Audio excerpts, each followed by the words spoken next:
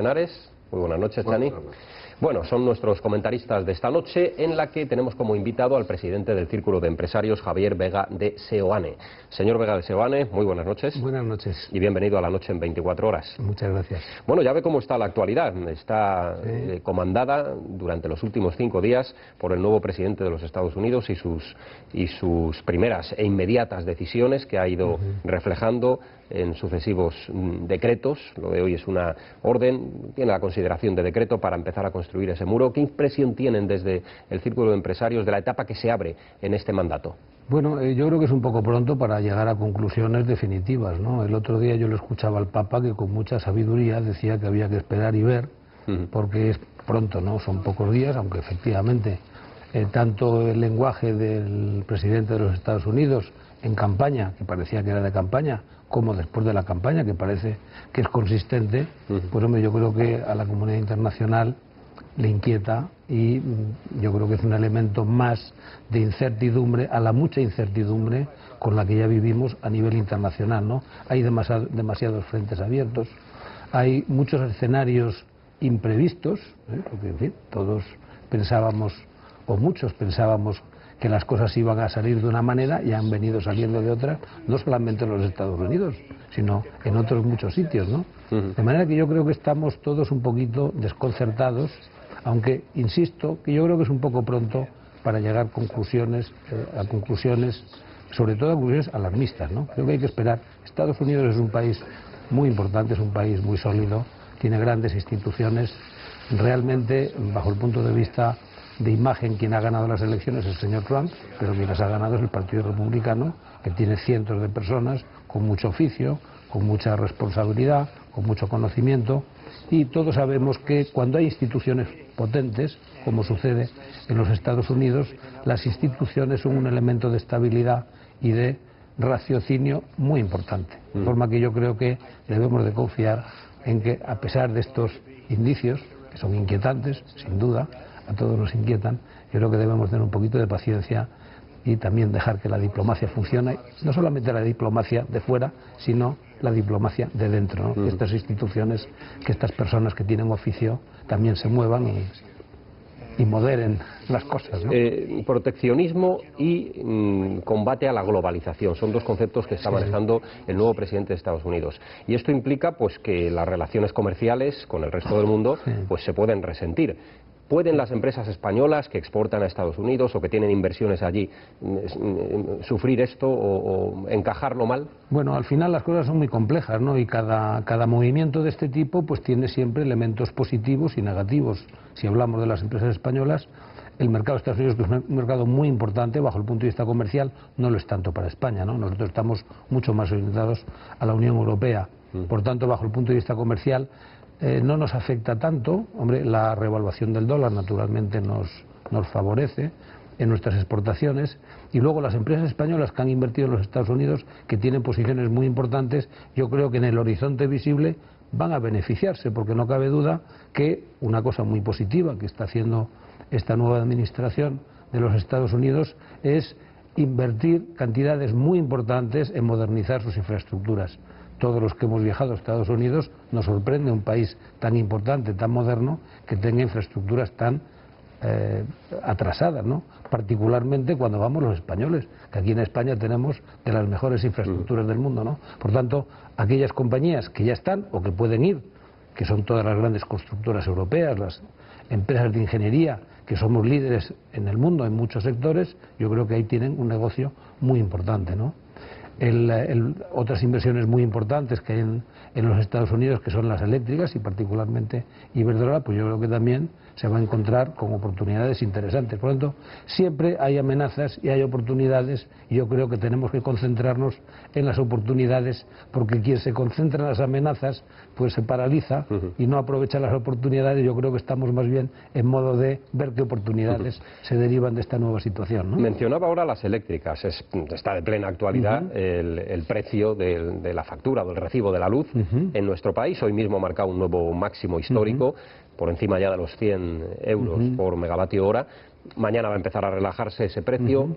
¿qué medidas propondrían desde el Círculo de Empresarios para que no se disparen esos precios? Vamos a ver, esto es una cosa puramente coyuntural, porque efectivamente, como ha hecho frío, la demanda ha subido mucho, y por otro lado, como tenemos un sistema muy diversificado, pero donde las energías renovables ya tienen un peso muy importante, tenemos poca agua, tenemos poco viento, y por consiguiente esos dos capítulos que ya son importantes en el mix energético de España, que tienen costes variables cero, pues claro, no están siendo útiles para poder atender a la demanda, con lo cual tienen que entrar otras tecnologías que son las que marcan el precio, porque tenemos un sistema marginalista.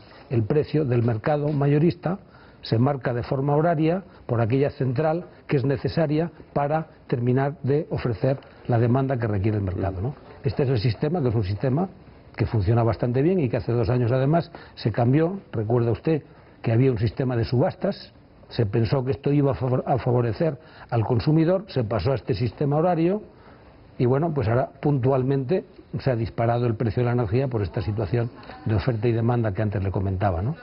Pero yo creo que esto es una cosa puntual, hay que mirar en términos anuales, ¿no? Y los precios de la energía eléctrica en España, a pesar de que están encarecidos por errores de estrategia energética, cuando desplegamos de forma masiva tecnologías renovables que no estaban maduras, es una parte muy importante de la justificación de que el precio de la energía en España es más caro que en otros sitios, pero yo creo que no nos debe de preocupar que puntualmente suba, porque esto es una cosa de unos días, ¿no? Yo creo que lo que nos importa es que la energía eléctrica en España sea competitiva. Por ejemplo, déjeme que le haga una pequeña observación. Aquí tenemos 2 tipos de consumidores: los consumidores que son sofisticados, que entienden el sistema, que estos hacen coberturas, que compran a futuros. Estos realmente, que puntualmente la energía suba, no les importa, porque ellos tienen garantizadas los precios de la energía a través de estos procedimientos. Aquí el problema lo tiene el pequeño consumidor, el consumidor doméstico, que no entiende bien el sistema y que compra la energía cada hora en función de sus necesidades de consumo. Y claro, no tiene capacidad para hacer coberturas ni comprar a futuros, porque no es un negocio. Entonces, claro, esta volatilidad tan grande que tiene el mercado para este tipo de consumidores, que no son expertos, que no son sofisticados, yo creo que quizá hubiera que pensar, teniendo en cuenta la alarma que ha creado el disparo puntual de la energía, que yo creo que no es de gran importancia, porque son cosas puntuales, pero sí veo que bajo el punto de vista emocional la gente se preocupa, pues quizá yo creo que sería recomendable pensar, visto lo visto, de qué forma se podría estabilizar un poquito más el precio a estos consumidores domésticos para que no haya estas fluctuaciones tan grandes, ¿no? Entonces, esto puede ser una idea, pero en fin, yo creo que no es preocupante. Lo puntual no es preocupante, lo preocupante es lo estructural. ¿Esperan ustedes presupuestos generales del Estado para los próximos meses, en función de una negociación política que aún está, bueno, sí, podemos decir, comenzando? Hombre, nosotros sobre todo deseamos que haya presupuestos, porque como venimos de un año donde hemos tenido una situación muy complicada y ahora parece que bueno, que estamos en una situación de estabilidad, de cierta estabilidad, y además, sobre todo, cuando nos comparamos con otros países que parece que eran mejores y que estaban en mejor situación con los nuestros y que los vemos en situaciones más complicadas, pues hombre, solo nos faltaba que no tuviéramos presupuestos y que tuviéramos que ir de nuevo a unas elecciones anticipadas, ¿no? Esto sería francamente negativo, no solamente para la imagen de España en el exterior, sino esto podría también generar desconfianza interior, ¿no? Que no somos capaces de ponernos de acuerdo. Yo espero que sí tengamos presupuestos. Todos comprendemos que el Partido Socialista está en una situación complicada y que no es fácil en esta situación poder apoyar los presupuestos de un partido que, bueno, con el que no tienen un entendimiento suficientemente estable, y que dentro del Partido Socialista pues hay distintas corrientes, y será difícil que aquellos que piensen que es bueno para España apoyar unos presupuestos razonables, porque además no solamente los compromisos que tenemos con Europa, sino la propia situación, la necesidad que tiene la propia economía española, cualquiera que estuviera al gobierno iba a proponer unos presupuestos parecidos. Si fuera el PSOE quien estuvieran en el gobierno, no haría una cosa muy diferente de lo que va a proponer el PP. Por tanto, sería razonable que un partido de gobierno, un partido tan importante como es el PSOE, apoyara algo si fuera razonable. Pero claro, decir que no lo apruebo sin ni siquiera conocer qué cosa va a ser, pues esto sería negativo. Evidentemente tenemos otras hay otras posibilidades, ¿no?, para que se hagan los presupuestos aún sin el apoyo del PSOE. Pero, en fin, eso ya es un tema un poquito más complicado, ¿no? Vamos a abrir la mesa, si le parece, a las preguntas de mis compañeros, comenzando por Esther. Adelante. Sí, yo le quería preguntar por el tema de Cataluña, porque leí unas declaraciones suyas el otro día en las que decía que los empresarios están huyendo de Cataluña como de la peste porque hay una inseguridad jurídica que a usted le alarmará. Y le quería preguntar por la reforma laboral, creo que inevitable la pregunta, ¿no? Si derogarla es el camino o no. Sí, bueno, me parece que le he entendido que leyó unas declaraciones mías, no las escuchó, ¿no? No, las leí. Ya, porque yo no dije exactamente eso, pero en fin, de todas maneras... Pues díganoslo. No, pero conviene que lo aclare porque claro, es el titular que ha quedado en muchos medios. Bueno, efectivamente yo creo que, probablemente uno tiene que estar más concentrado y cuando habla desde una institución evitar el lenguaje coloquial, ¿no?, que fue el que utilicé y que efectivamente probablemente no fue muy afortunado el lenguaje que utilicé porque usted me está diciendo una interpretación que no es lo que yo realmente decía, pero en fin, yo creo que es mi culpa, no creo que son los medios de comunicación quienes han retorcido, no, creo que no estuve muy fino en este tipo de... No, ayer me preguntaron, efectivamente en una conferencia que di, me preguntaban si la deslocalización de empresas, había una noticia en Expansión, que yo creo que era de Exceso, donde se ponía de manifiesto que había una deslocalización neta de empresas de Cataluña, que creo que eran unas 270. Sí. Frente, pues ponían todas las comunidades y efectivamente pues Cataluña era donde más empresas se habían deslocalizado. Y la pregunta fue, ¿usted cree que esto es debido? Bueno, entonces yo dije, hombre, el empresario huye de situaciones donde no se cumple la ley. O sea, evidentemente el ordenamiento jurídico y el Estado de Derecho es absolutamente esencial para la actividad económica. Y si esto no sucede, evidentemente el empresario tiende a huir de escenarios que tienen esta situación. Y dije, y efectivamente en Cataluña, pues yo creo que es muy lamentable y espero que se corrija, que pues hay dirigentes políticos y dirigentes en el gobierno que dicen que no aceptan la ley, ¿no? Y yo creo que esto es muy negativo para la actividad económica. Ahora bien, dicho esto, que yo esto lo repito y creo que es así, en cualquier lugar del mundo, seguramente alguna deslocalización tiene que ver con esto, pero la gente no se deslocaliza solo por esto, se deslocaliza porque hay sistemas fiscales más competitivos en otras comunidades, se deslocaliza por otros motivos, ¿no? Recordemos que en España tenemos unos 3 millones de empresas, Cataluña, que es un 20%, pues tendrá 600.000, empresas con empleados serán 300.000 y estamos hablando de 270 empresas. Por tanto, digamos que esto evidentemente no podemos decir, hay una desbandada, huyen como de la peste, no. Por eso digo que yo me expresé de una forma coloquial poco adecuada, ¿no? Y Cataluña, además, igual que ha pasado en España, porque el año pasado hemos tenido una gran inestabilidad y yo creo que todos estamos de acuerdo que una situación de inestabilidad política tampoco es bueno para que florezca el emprendimiento, que crezcan las empresas, que se invierta, no es bueno. A pesar de todo, España el año pasado creció al 3,2%. Y Cataluña, a pesar de esta situación, que nos parece que es anómala y que es negativa y que esperamos que se corrija, creció el 3,4%. Naturalmente el turismo ayudó muchísimo, ¿no? Se crearon muchas empresas en España y en Cataluña. Por lo tanto, yo creo que todo esto son muy buenas noticias porque la sociedad civil, el tejido empresarial español, a pesar de situaciones adversas, de incertidumbre política o de posibles riesgos de que el Estado de Derecho no funcione adecuadamente, a pesar de todo, pues los empresarios seguimos invirtiendo y seguimos creando empleo. Sí ha caído en Cataluña bastante la inversión extranjera directa, eso sí es verdad. Yo ahí sí creo que puede tener un poquito más de influencia esta situación de incertidumbre que genera este proceso. Creo que ahí en la inversión extranjera directa puede tener un poquito, pero en fin, de cualquier manera, yo creo que debo de entonar el mea culpa en el sentido de que el lenguaje coloquial... Bueno, eso queda aclarado, don Javier. Es peligroso y aquí efectivamente se han hecho interpretaciones que ni siquiera yo mismo pienso, ¿no? Porque no... La otra cuestión era la reforma laboral. Le preguntaba si vamos hacia una derogación y qué supondría, o solamente se pueden introducir algunos cambios. Ya, bueno, vamos a ver, el problema más importante que tiene España es el problema del desempleo, el más importante, sin duda ninguna, y es el problema que genera, es el mayor generador de la desigualdad. Es un problema económico y es un problema social. Por tanto, yo creo que la política económica debe de estar guiada fundamentalmente por el criterio de generar empleo, porque generando empleo resolvemos un montón de problemas al mismo tiempo, ¿no?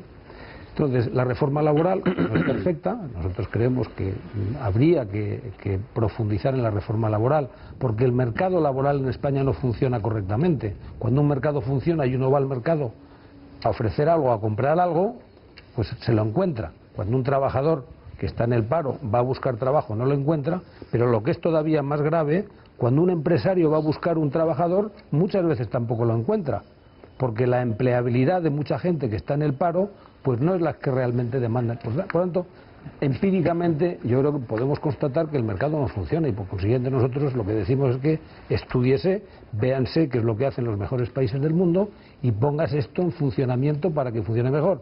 En cualquier caso, la reforma laboral de Báñez del 12 también podemos constatar que está creando pues 400, 500.000 empleos al año, y por consiguiente, bueno, yo creo que sería poco responsable una cosa que está funcionando, que está contribuyendo a resolver el problema más importante que tiene España, derogarlo y volver a lo anterior cuando vimos que no funcionaba aquello. Pues yo creo que, en fin, creo que sería muy negativo, ¿no? Tony, tú dirás.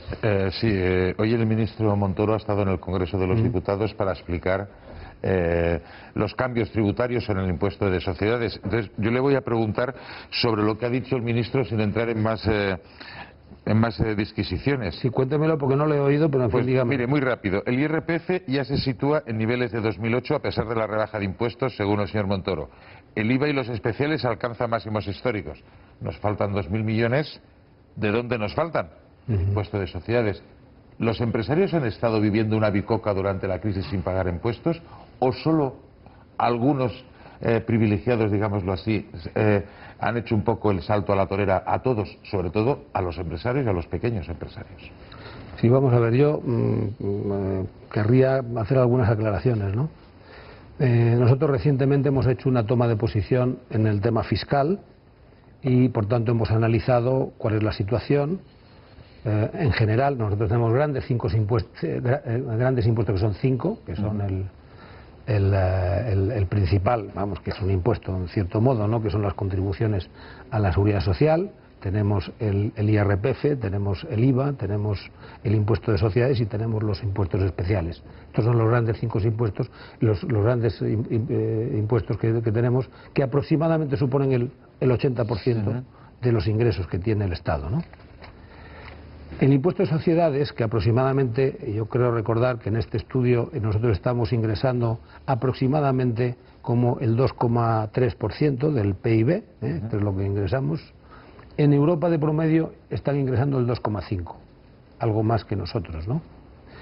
Nosotros en aquel informe llamábamos la atención de que las contribuciones sociales, que es el principal elemento de ingresos del Estado, lógicamente es un ingreso finalista porque va a las pensiones y otras cosas, pero ahí las empresas españolas pagan, sin embargo, mucho más que las empresas europeas. Por tanto, si nosotros sumamos lo que pagan las empresas por contribuciones sociales más lo que pagan por los impuestos de sociedades, esa suma de las dos estamos pagando un punto más que nuestros pares europeos.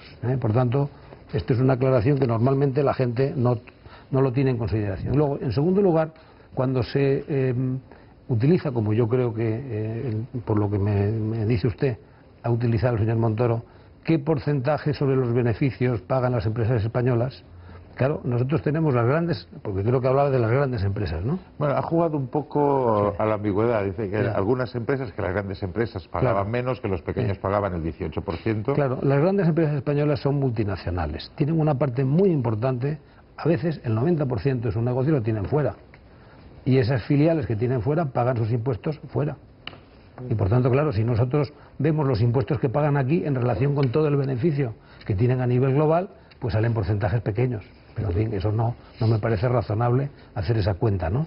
Por tanto, nosotros siempre decimos al señor Montoro y a cualquier ministro de Hacienda y a cualquier gobierno que tengamos, del color que sea, que cuando hagan una reforma fiscal, que por cierto sería bueno en lugar de parchearlo continuamente, hacer una reforma completa, porque estamos llenos de parches y al final ya no sabemos, estamos en lo que yo digo en el ovillo de Peridis, ¿no? Ya no sabemos cómo funciona aquello, hay que simplificarlo, hay que reordenarlo, pero nosotros decimos, cuando ustedes den un movimiento, porque necesitamos más ingresos, y es verdad, España necesita ingresar más, pero hagámoslo con inteligencia y hagámoslo sin perder posiciones competitivas. Porque España, y de nuevo vuelvo al empleo, y para tantas otras cosas, no tenemos más remedio que crecer. Y en un mercado globalizado, que seguramente querrá usted que hablemos del mercado global dentro de un ratito, para crecer hay que ser competitivo. Y lo que no podemos hacer es pan para hoy y hambre para mañana. No podemos ajustar el presupuesto de este año y perder posiciones competitivas,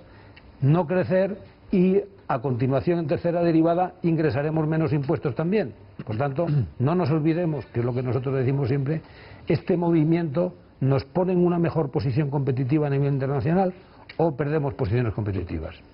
Antonio. Sí, ahora que habló usted, señor Vega, del mercado global, le voy a cambiar, si me permite, la suerte, ¿no? Porque le he escuchado también a usted, en este caso sí lo he escuchado hablar respecto a Donald Trump, sí.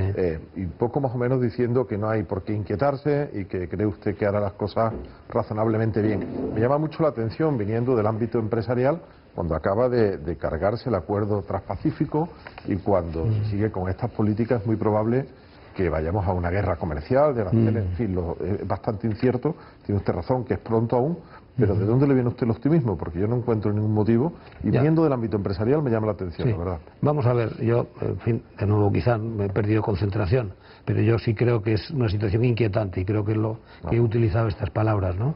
Creo que es inquietante y es desconcertante pues todo lo que está pasando en el mundo, ¿no? Porque que en Davos el defensor de la economía libre sea el presidente chino, y que el presidente de los Estados Unidos pues esté siguiendo una senda que parece que es proteccionista, pues hombre, nos desconcierta y nos inquieta. Por tanto, yo no he dicho que no me inquieta, Yo soy optimista porque lo soy por naturaleza, y yo creo que el empresario tiene que serlo, porque si somos pesimistas entonces no hacemos nada, ¿no? ¿No cree usted que tenemos problemas?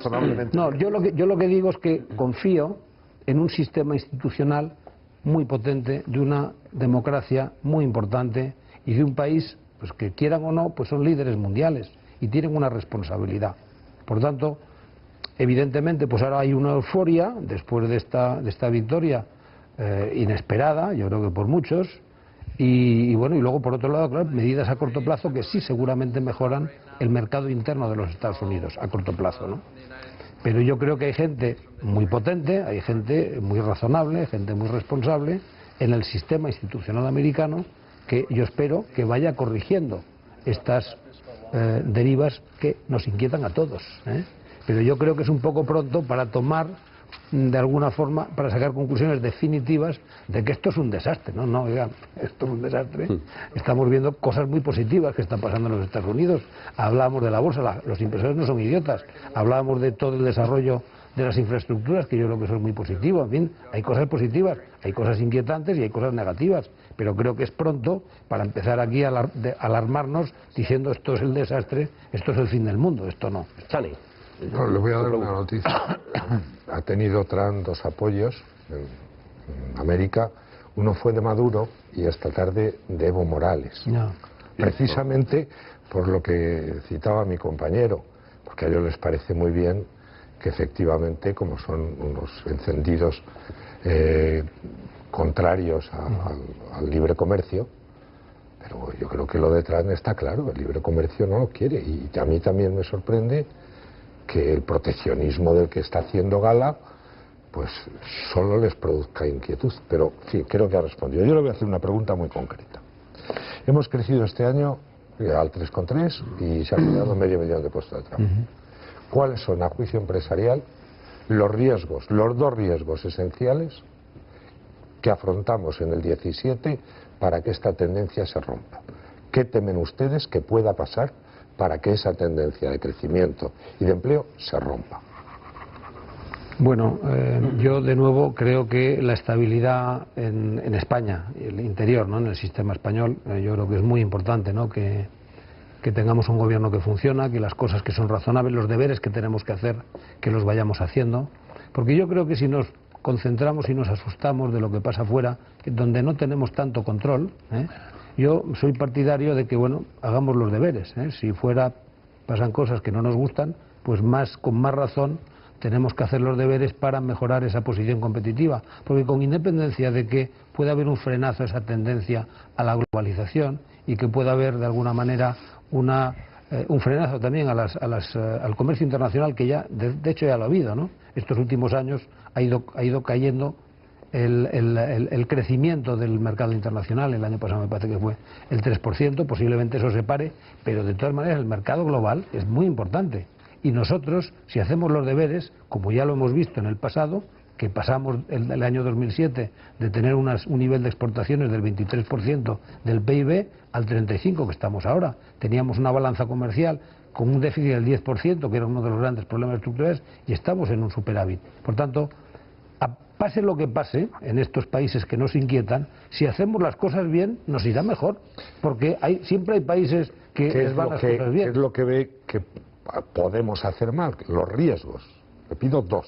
Bueno, pues eso, los riesgos, yo le voy a decir uno que me parece que es tremendo, que no nos entendamos en pelearnos entre nosotros. Eso creo que sería fatal, que no generemos la confianza en nuestro sistema para seguir invirtiendo, para seguir mejorando, para seguir exportando. Creo que es muy importante que en este mundo tan confuso, aquí en España, hagamos un esfuerzo para generar confianza, entendernos entre nosotros y hacer los deberes que todos sabemos que tenemos que hacer, como por ejemplo es toda la reforma estructural del sistema educativo, que es la madre de todos los bienes y todos los males que vendrán en el futuro. Eso sabemos que tenemos que hacerlo. Bueno, pues empeñémonos. Yo le he oído declaraciones al ministro Méndez Vigo, pues que me llenan de optimismo, que creo que quieren hacerlo. El tema de las pensiones, pues hay que atacar el tema de las pensiones porque está reventando el sistema. Tenemos que atacarlo de verdad. El mercado laboral, pues naturalmente no lo deroguemos, porque si lo derogamos, pues vamos a ir para atrás, vamos a tener una dinámica que es muy negativa, ¿no? Entonces, tenemos tantos deberes que hacer, que sabemos que tenemos que hacer, que no nos paralicemos pensando que el señor Trump no sé qué y el señor no sé cuánto. Bueno, concentrémonos en hacer nuestros deberes. Lo tenemos que dejar ahí. Don Javier, gracias por estar con nosotros esta noche, le agradecemos mucho la visita. Pues muchas gracias. Y hasta una próxima ocasión. Muchas gracias a ustedes. Muy buenas noches. Buenas noches.